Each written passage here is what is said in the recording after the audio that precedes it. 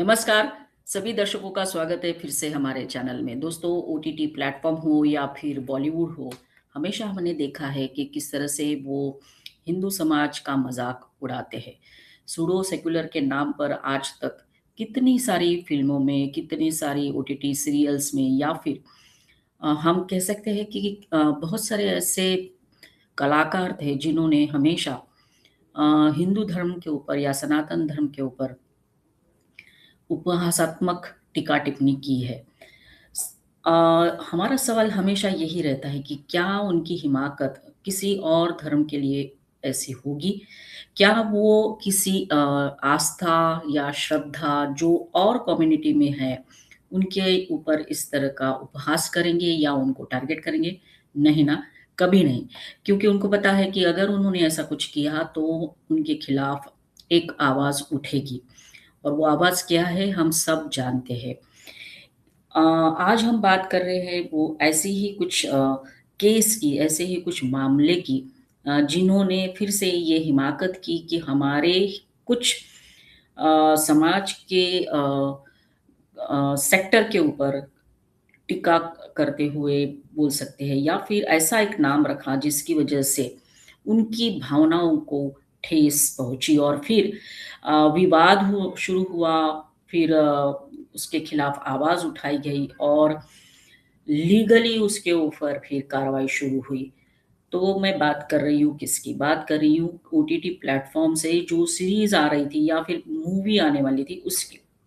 वैसे देखा जाए तो ओटीटी प्लेटफ़ॉर्म में नेटफ्लिक्स ये एक ऐसा चैनल है, जो हमेशा हमारे भारतीय संस्कृति के ऊपर या भारतीय विचारों के ऊपर आघात करता है। वो हमारे घरों-घरों में जाकर पता नहीं क्या संस्कारों को ठेस पहुँचाना चाहते हैं।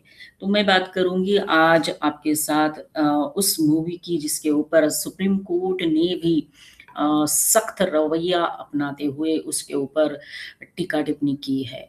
जी हाँ, आप समझ गए होंगे ये बात कर है घूसखोर पंडित इस मूवी की।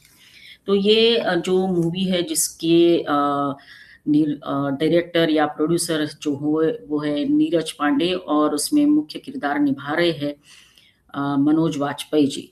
तो जब इसके नाम के ऊपर विवाद उठा तो उत्तर प्रदेश के जो मुख्यमंत्री हैं योगी आदित्यनाथ उन्होंने ऑर्डर्स दिए कि इसके खिलाफ एफआईआर हो। जैसे हमने देखा कि नाम जो है घूसखोर पंडित मतलब ये हुआ कि हमारे समाज में जो पंडित है या ब्राह्मण है वो जो सेक्शन है अ, उनको टारगेट किया गया हो या फिर उनके उनके ऊपर इस तरह से उपहास किया हो, ऐसा सभी को लगने लगा और फिर एफआईआर दर्ज हुई। तो जब ये एफआईआर दर्ज हुई, उत्तर प्रदेश के मुख्यमंत्री योगी आदित्यनाथ उन्होंने ऑर्डर्स दिए थे, तो क्या हुआ? तो उसके बारे में ही आज हम बात करेंगे और मैं आपके साथ सुप्रीम कोर्ट ने क्या-क्या कहा, ये भी मैं आपके साथ शेयर करना चाहूँगी।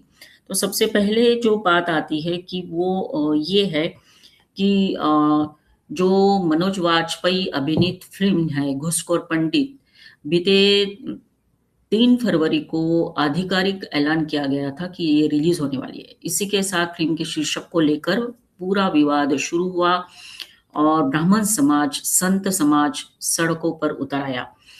फिर लोगों ने फ़िल्म के निर्माता जो है नीरज पांडे और एक्टर मनोज वाजपेयी के पुतले फूँके। मतलब लोगों में बहुत गुस्सा था और ऑब्वियसली होना भी चाहिए।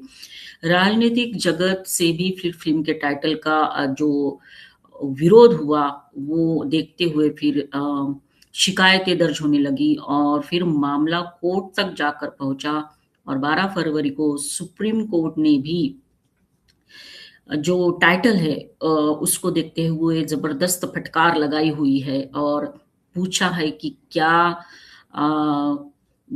आप इस तरह के काम क्यों करते हो या इस तरह के टाइटल्स क्यों रखते हो? तो फिर अभी जो बात है कि जैसे मैंने बताया कि क्या-क्या हुआ इस मामले में।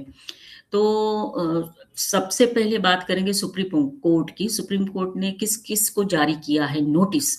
अब ऑब्वियसली जब एफआईआर दर्ज हुई तो सुप्रीम कोर्ट में ये मामला जब गया है तो नोटिस जारी किया है सुप्रीम कोर्ट ने और सुप्रीम कोर्ट ने जब घूसखोर पंडित के फिल्म मेकर नीरज पांडे को फटकार लगाई है।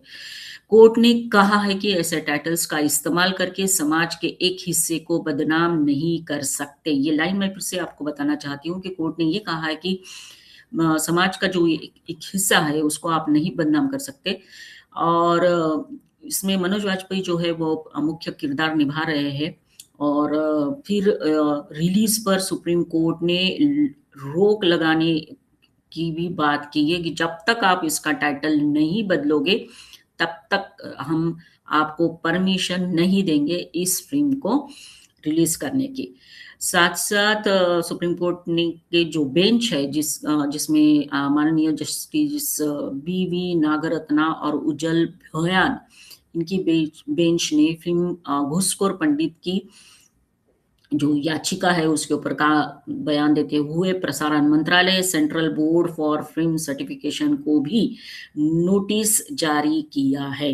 तो ये बहुत बड़ी बात है कि सेंटर बोर्ड जो है जो सर्टिफिकेट देता है, उनको भी कोर्ट ने नोटिस जारी किया, भाई ऐसे कैसे, तुमने टाइटल नहीं देखा क्या?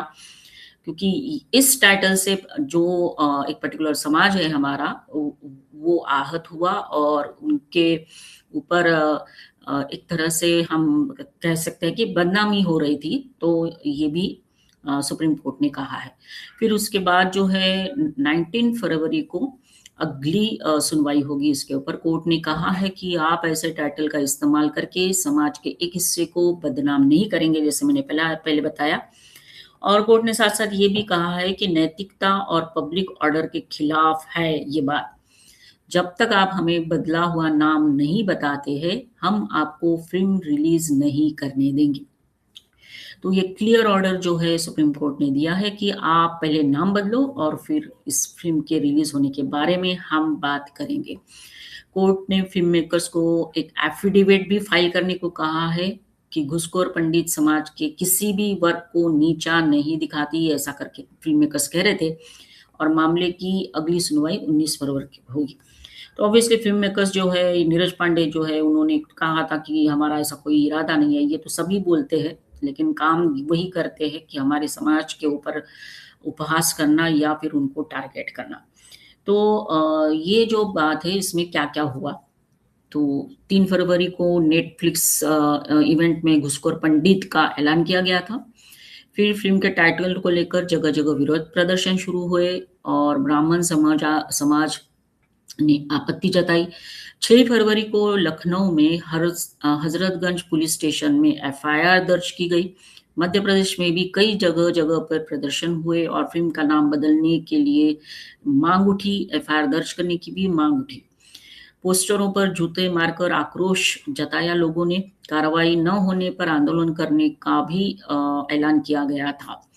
विश्व हिंदू परिषद ने भी फ़िल्म के शीर्षक के ऊपर आपत्ति जताई थी। ब्रज के संतों ने भी फ़िल्म को बैन करने की बात की थी और प्रधानमंत्री मोदी को भी एक पत्र लिखा था। मतलब देखिए मामला कहाँ से कहाँ तक पहुँचा गया है।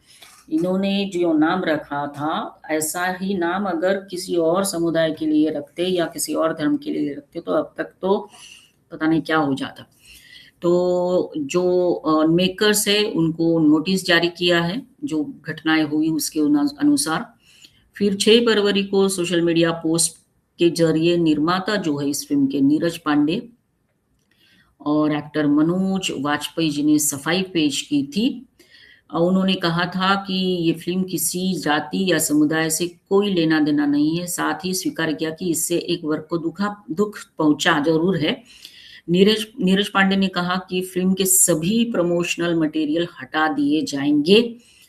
फिर आश्चर्य की बात और ये है कि जो बसपा सुप्रीमो है मायावती ने भी फ़िल्म के शीर्षक को ब्राह्मण समाज का अपमान बताया।